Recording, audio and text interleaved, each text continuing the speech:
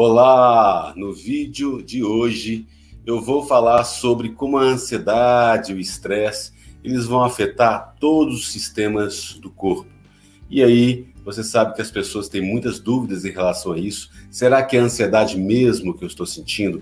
Será que as dores são tão grandes, são tão intensas e que afetam tantas dores musculares, físicas, todos os sistemas do corpo? Será que é só ansiedade? E aí, eu vou esclarecer cada vez mais esse tema para você. Bem-vindo ao canal, eu sou o professor e psicólogo Paulo Antônio Almeida e aqui é um espaço para você se livrar da ansiedade. E aí, se você ainda não se inscreveu no canal, por favor, assine aqui, dê um like, comente, compartilhe, clique no sininho para receber as notificações, porque eu posto vídeo todos os dias às 20 horas e as lives acontecem terças, quintas e sábados às 19 horas. E ainda você pode se tornar membro do canal. Bem-vindo! Os estudos mostram, querido, que o estresse, a ansiedade, ele vai afetar todos os sistemas do nosso corpo mesmo, incluindo os sistemas músculo-esquelético, quer dizer, os músculos e os ossos, a ligação entre eles, os tendões. Por isso que você tem tantas dores nas articulações, em várias partes do corpo, tórax, peito, costas, pernas, cabeça. E também ele vai afetar o sistema respiratório, os pulmões aqui, por isso que o tórax às vezes fica tão dolorido e você tem tanta dificuldade de respirar, porque realmente o estresse está afetando a ansiedade, todas essas áreas também. Também afetar o sistema cardiovascular, então você vê dores do coração é um músculo, esse músculo também está afetado, porque você sabe que as tensões musculares causadas pelo estresse e pela ansiedade vão trazer todos esses incômodos. E também o sistema endócrino, onde são produzidos os hormônios do estresse, principalmente cortisol, adrenalina, são jogados na corrente sanguínea e tudo isso gera esse desconforto enorme. E você tem também o sistema gastrointestinal, que está todo aí abalado, o sistema nervoso e o sistema reprodutivo. Então, são muitos esses sistemas todos aí que envolvem esses desgastes no seu corpo, né? Então, como você está vendo aí na imagem, você tem aí o sistema esquelético aqui em primeiro, né? Todos os seus músculos e o corpo novamente.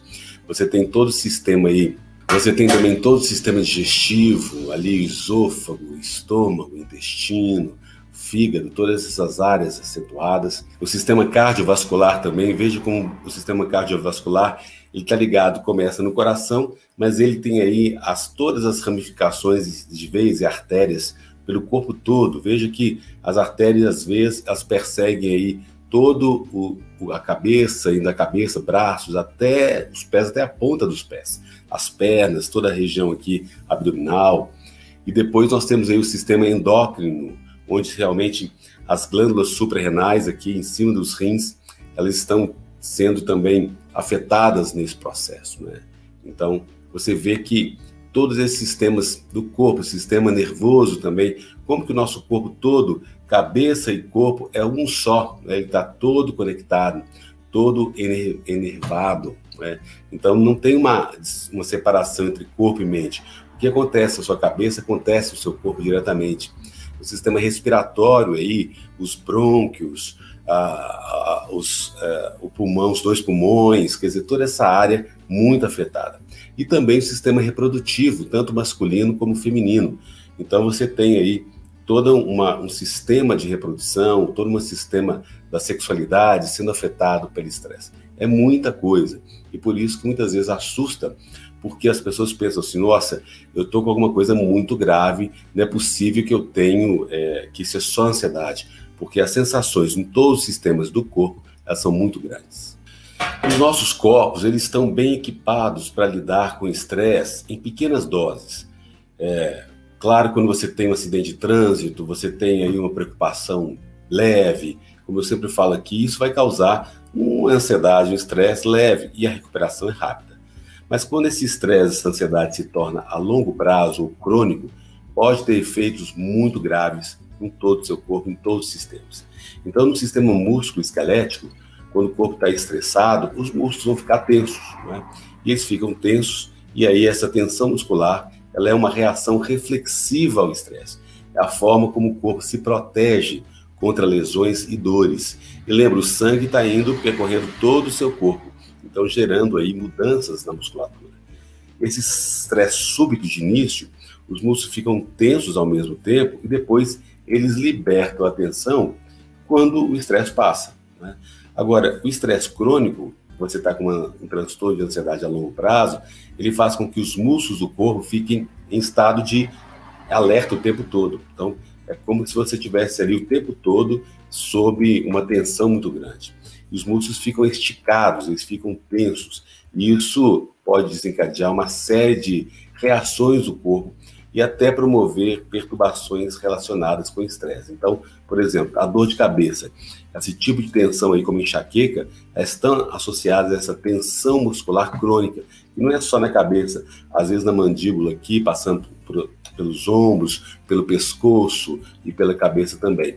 Então, o corpo está todo conectado, né? Essas dores musculoesqueléticas nas extremidades inferiores das costas, lá na ponta, na região lombar, e superiores também, aqui na região do ombro, também está muito associada ao estresse e principalmente ao trabalho, porque a postura que a pessoa fica, às vezes, de repente, você está ali trabalhando numa atividade há muito tempo, mas você não está estressado, você não sente dor. Quando você está com mais ansiedade, aquela postura que você tinha ali, de às vezes fazer um movimento constante o tempo todo, ela fica mais acentuada, mais desequilibrada, causando mais dores nessas regiões. Então, milhões de indivíduos, você sabe, sofrem de condições dolorosas crônicas, secundárias, nessa região toda dos músculos do esqueleto. E muitas vezes, nem sempre, pode haver uma lesão, né, que desencadeou isso, esse estado doloroso crônico. E aí, o que determina se uma pessoa tem uma ferida contínua ou não e sofre de dor crônica é a forma como ela responde a essa lesão. Então, os indivíduos que receiam a dor ou têm muita reincidência de lesões e que procuram apenas uma causa física, deve ter algum problema no meu corpo, e para curar essa lesão, tem uma recuperação pior do que os indivíduos que mantêm um certo nível de atividade moderada, né? Se você faz um alongamento, um yoga, e aí você pode ter realmente uma supervisão do psicólogo, do médico, para te ajudar a você relaxar um pouco essa musculatura. Essa tensão muscular, eventualmente essa atrofia muscular, pode ser também devido ao desuso do corpo. Você fica muito parado e aí isso tudo vai promover condições de dores crônicas esqueléticas e vão estar relacionadas ao estresse. E é claro que as técnicas de relaxamento e outras atividades aí de alívio de estresse, elas vão ser muito úteis.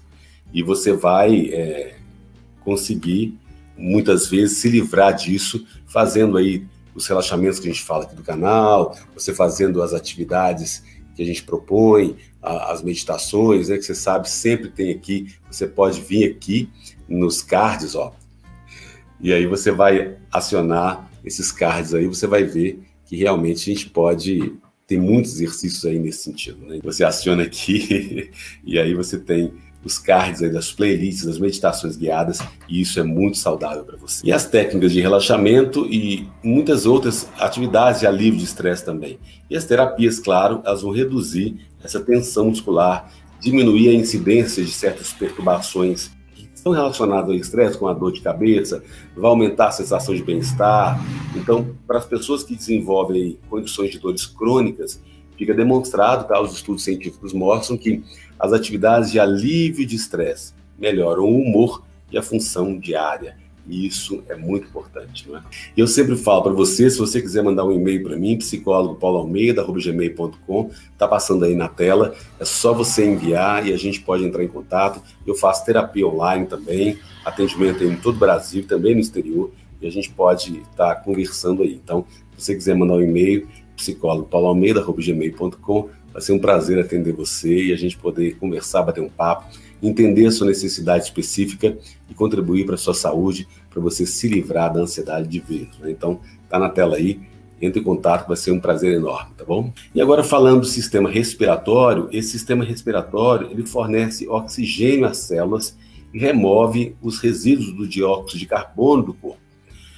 O ar entra pelo nariz e atravessa a laringe, a garganta, desce para a traqueia e entra nos pulmões através dos brônquios. Então você está vendo aí a segunda figura, são aí os pulmões, né? E como que eles são bastante afetados no caso do estresse. Tem os bronquíolos, que são aí pequenas ramificações dentro do pulmão, que transferem aí oxigênio, né? Esses bronquíolos eles vão transferir oxigênio para os glóbulos vermelhos para a circulação do sangue. E aí o estresse, as emoções fortes e a ansiedade, elas podem apresentar aí, desenvolver sintomas respiratórios como a falta de ar, respiração rápida, à medida que essas vias respiratórias entre o nariz e os pulmões se estreitam, porque está toda essa tensão muscular e também na parte da respiratória. Para as pessoas aí sem doença respiratória, isso não é um problema, né? Agora, porque o corpo ele pode gerir esse trabalho adicional para você respirar confortavelmente. Mas os fatores de ansiedade, estresse psicológicos, emocionais, eles vão exacerbar os problemas respiratórios para pessoas com doenças respiratórias pré-existentes, como asma, doença pulmonar obstrutiva crônica, e aí que vai vir enfisema, bronquite crônica. Então, vejam, a ansiedade, como eu falo, que ela não gera asma, ela não gera esses problemas, bronquite, ela não vai gerar esses problemas, mas ela pode aumentar as tensões aí, e quem já tem esses problemas pode sentir isso com mais força, né? Então, alguns estudos mostram que um estresse agudo, uma ansiedade aguda, por exemplo, a morte de um ente querido, né? Isso a gente está vivendo muito na pandemia, ou de vizinhos e amigos, ela pode realmente desencadear ataques de asma, né? As pessoas... E, além disso, essa respiração rápida ou essa hiperventilação causada pelo estresse, ela pode provocar um ataque de pânico em alguém propenso a ataques de pânico, tá? Então, vejam que não tem nada de orgânico nessas questões. A ansiedade ela não vai mudar, trazer doenças orgânicas para você, mas ela vai acentuar já doenças pré-existentes que você tem. E se você tem uma predisposição para o pânico, algumas pessoas já têm, que são mais ansiosas, ela realmente vai trazer esse problema.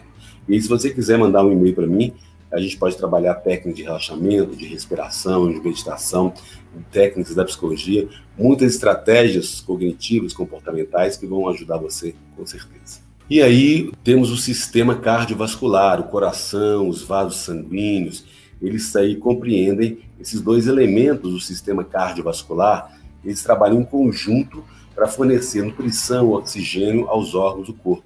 Essas atividades, esses dois elementos, também são coordenados e são afetados pela resposta ao estresse. O estresse agudo, momentâneo, de curto prazo, como aí o fato de você às vezes estar preso no trânsito, ou bater de repente uma trovoada, uma tempestade, e aí você causa realmente um aumento da frequência cardíaca e contrações mais fortes do músculo do coração, como você sabe. Agora, com os hormônios do estresse a longo prazo, adrenalina, noradrenalina e cortisol, eles vão agir como mensageiros para esses efeitos. E além disso, os vasos sanguíneos, eles direcionam o sangue para os grandes músculos e o coração para eles dilatarem. E vão aumentar desse jeito a quantidade de sangue bombeado para essas partes do corpo e vão elevar a pressão sanguínea. Isso também, sabe, como eu sempre falo aqui, é a resposta do corpo ao estresse, que é o mecanismo de luta e fuga. E uma vez que esse episódio passou, o corpo regressa ao estado normal. Agora, o estresse crônico, ele constante, experimentado durante um período longo de tempo, ele vai contribuir para problemas a longo prazo do coração e dos vasos sanguíneos. Por isso que é sempre bom de tratar a ansiedade. Então, o aumento consistente e contínuo do ritmo cardíaco e dos níveis elevados de hormônios do estresse e da pressão sanguínea podem ter um impacto no corpo. E esse estresse contínuo a longo prazo, ele pode aumentar o risco de hipertensão, ataque cardíaco ou AVC. Não é que a ansiedade vai causar hipertensão, ataque cardíaco ou AVC, mas ela pode aumentar os riscos. E é por isso que eu falo aqui sempre para você cuidar, para você estar se tratando, para evitar que essa ansiedade ela fique muitos anos na sua vida e acaba contribuindo para que você tenha esse mal-estar de outras doenças. E os estudos mostram também que esse estresse agudo, repetido e o estresse crônico, ele persistente, ele pode contribuir também para a inflamação desse sistema circulatório, principalmente das artérias coronárias. E essas artérias coronárias é uma via que liga aí o estresse ao ataque cardíaco. Então, me parece que a forma como uma pessoa responde ao estresse pode afetar os níveis de colesterol. Então, o risco de doença cardíaca associada ao estresse, ele pode acontecer e é diferente para as mulheres, dependendo se a mulher Está na menopausa, na pré-menopausa, na pós-menopausa. Os níveis de estrogênio nas mulheres, na pré-menopausa, eles parecem ajudar os vasos sanguíneos a responder melhor durante o estresse, ajudando assim os corpos a lidar melhor com o estresse e protegendo contra doenças cardíacas. As mulheres já na pós-menopausa perdem esse nível de proteção devido à perda de estrogênio, o que coloca as mulheres em maior risco para os efeitos de estresse sobre doenças cardíacas. Não é? Então, querido, mais uma vez, não é que a ansiedade, como eu falo aqui, ela vai causar essas doenças cardíacas, mas você tem aí uma predisposição orgânica a isso, a ansiedade ela vai aumentar essas. Você está vendo na tela aí a figura do sistema endócrino, não é? Mais à direita. Então, quando alguém percebe que uma situação é desafiante, uma situação ameaçadora, incontrolável, o cérebro vai começar uma cascata de eventos envolvendo esse eixo hipotálamo, hipófise, adrenal, né? O famoso HPA. Veja, toda a nossa preocupação mental, ela vai influenciar essa região do cérebro que está o hipotálamo, a hipófise e esse eixo hipotálamo, hipófise adrenal, que é o principal condutor da resposta ao estresse endócrino. Isso vai acabar por resultar no aumento da produção de hormônios do estresse, e aí os hormônios esteroides chamados glucocorticoides, que eles incluem cortisol, e aí realmente o cortisol é referido como hormônio. Esse eixo HPA, hipotálamo, hipófise adrenal, em tempos de estresse, esse hipotálamo ele tem uma coleção de núcleos que ele liga o cérebro ao sistema endócrino. E aí sinaliza para a hipófise para produzir um hormônio, que ele, por sua vez, vai sinalizar as glândulas suprarrenais, localizadas acima dos rins, para aumentar a produção de cortisol. E o cortisol ele aumenta o nível de combustível energético disponível através da mobilização da glicose e dos ácidos do sangue, graxos do sangue. O cortisol ele é normalmente produzido em níveis variáveis ao longo do dia. Normalmente ele vai aumentar quando ele aumenta a concentração quando você acorda. Ele vai diminuindo lentamente ao longo do dia, fornecendo um ciclo diário de energia. Durante um evento estressante, o aumento do cortisol pode fornecer a energia necessária para você lidar com aquele problema ali naquele tempo. Durante um tempo curto. E também o problema do cortisol é quando ele fica a longo prazo, causando todas essas dores musculares e tensões do corpo todo. Esses glicocorticoides, incluindo o cortisol, eles são importantes para regular o sistema imunológico e reduzir a inflamação do corpo. Embora isso seja muito importante em situações estressantes e ameaçadoras, em que a lesão possa resultar numa maior ativação do sistema imunológico, esse estresse crônico ele vai resultar numa comunicação prejudicada entre o sistema imunológico e o eixo hipotálamo, hipófise adrenal. Né? E aí essa comunicação prejudicada ela tem estado ligada aí ao desenvolvimento futuro de numerosas condições de saúde física e mental, incluindo fadiga crônica, perturbações metabólicas, diabetes, obesidade, depressão e perturbações imunológicas. E como você está vendo aí na segunda figura, o sistema gastrointestinal, né? Ele está todo envolvido, o esôfago, aqui a garganta, o estômago, o intestino. Então esse intestino ele tem centenas de milhões de neurônios. Eles podem funcionar bastante independente e estão em constante comunicação com o cérebro. E aí explica essa capacidade que a gente tem de sentir borboletas no estômago, frio no estômago, não é? Porque a inervação aí é muito grande. O estresse ele pode afetar essa comunicação entre o cérebro e o estômago e pode desencadear dor, inchaço e outro desconforto intestinal pode ser sentido mais facilmente. Se você sentir dores lá, né? Você está ansioso, você sente o estômago ruim, parece que você comeu alguma coisa ruim, não tem nada que você tome, nenhuma medicação antiácido que resolva, porque na verdade é em função da ansiedade, né? O intestino também ele é habitado por milhões de bactérias que podem influenciar a sua saúde e a saúde do seu cérebro, o que pode afetar a capacidade de pensar e afetar as emoções também. O estresse e a ansiedade estão associados a alterações das bactérias intestinais e elas vão influenciar o nosso estado de espírito. Assim, os nervos, as bactérias intestinais influenciam fortemente o cérebro e vice-versa. O estresse da vida, muito tempo presente, precoce também, ele pode alterar o desenvolvimento do sistema nervoso, bem como a forma como o corpo reage ao estresse. Essas alterações podem aumentar o risco de doenças e disfunções intestinais posteriores, né? O esôfago, quando está estressado, a gente pode comer muito ou comer muito menos do que é habitual, e aí diferentes alimentos ou aumento no uso do álcool, tabaco, ele pode resultar em azia, ele pode resultar aí em refluxo ácido. Essa ansiedade, o estresse, a exaustão, elas podem também aumentar a gravidade da dor da azia. Não é que a ansiedade gera úlcera, né, gente? Muito importante isso. É uma bactéria que gera, mas a ansiedade ela pode gerar o aumento da dor, a gravidade da dor. Agora, um caso raro de espasmos no esôfago pode ser desencadeado por um processo de estresse intenso e pode ser facilmente confundido com um ataque cardíaco, tá? Porque você tem dores aqui muito fortes, né?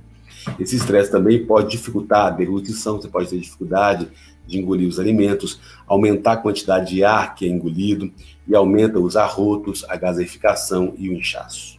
E no estômago, o estresse, a ansiedade crônica pode fazer você sentir mais facilmente a dor, o inchaço, as náuseas e outros desconfortos estomacais. O vômito pode ocorrer se o estresse for suficientemente grave. Além disso, o estresse pode causar um aumento ou diminuição desnecessários do apetite. Tem gente que come mais, passa a comer muito mais, e tem gente que come muito menos, que perde apetite.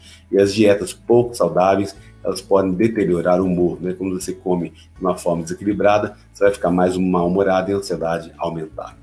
Ao contrário da crença popular, o estresse e a ansiedade não aumenta a produção de ácido no estômago, tá? Como eu falei, não causa úlcera, nem provoca úlcera no estômago. Essas últimas, essa úlcera aí, elas são, na realidade, causadas por uma infecção bacteriana. E aí, quando você está estressado, as úlceras podem ficar mais incômodas. Não é que a ansiedade vai causar úlcera, ela só aumenta a sensação de dor dessas úlceras. O intestino também, o estresse e a ansiedade, ele pode fazer que você sinta mais facilmente a dor, o inchaço, o desconforto no intestino. Pode afetar a rapidez com que os alimentos se movem através do corpo, o que pode causar diarreia ou alguma obstrução do intestino. E além disso, o estresse e a ansiedade, ele pode induzir espasmos musculares no intestino, o que pode ser muito doloroso, umas cólicas, né? Como você sente aí. E esse estresse e ansiedade pode afetar a digestão, os nutrientes que o intestino absorve, a produção de gases relacionada na absorção desses nutrientes pode aumentar. Então, os intestinos têm aí uma barreira apertada para proteger o corpo das bactérias relacionadas com a alimentação. E o estresse, ele pode tornar essa barreira intestinal mais fraca e permitir a entrada de bactérias intestinais no corpo. Embora a maioria dessas bactérias seja facilmente tratada pelo sistema imunológico e não nos deixe doentes, a constante baixa dessa ação inflamatória, ela pode gerar sistemas crônicos leves e também moderados, né? Esse estresse afeta especialmente as pessoas com perturbações crônicas do intestino, tais como as doenças inflamatórias intestinal, ou síndrome do colo irritável, e pode aí dever-se ao fato dos nervos intestinais serem mais sensíveis, alterações na microbiologia intestinal, alterações na rapidez com que os alimentos se movimentam através do intestino, alterações nas respostas imunológicas intestinais, né? Então você vê que, novamente, não é que a ansiedade e o estresse vai causar doenças nessas áreas, mas ele vai estimular uma série de processos internos que podem causar esse desconforto que a gente está falando, como os gases, arrotos, vômito, náuseas, diarreia, porque ele muda realmente essa configuração esôfago, estômago e intestino. Então, o sistema nervoso aí na primeira figura, né, que está bem representado, é uma conexão no corpo todo. Então, o sistema nervoso ele tem várias divisões. A divisão central, que é o cérebro e a medula espinhal, e a divisão periférica, que consiste aí no sistema nervoso autônomo e somático. Esse sistema nervoso autônomo ele tem papel direto na resposta física à ansiedade e ao estresse. Ele está dividido entre o sistema nervoso simpático e o sistema nervoso parasimpático.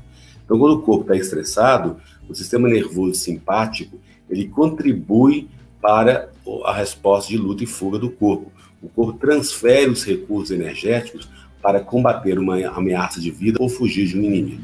O sistema nervoso simpático ele sinaliza para as glândulas suprarrenais para liberar os hormônios do estresse, adrenalina, por exemplo, epinefrina e cortisol.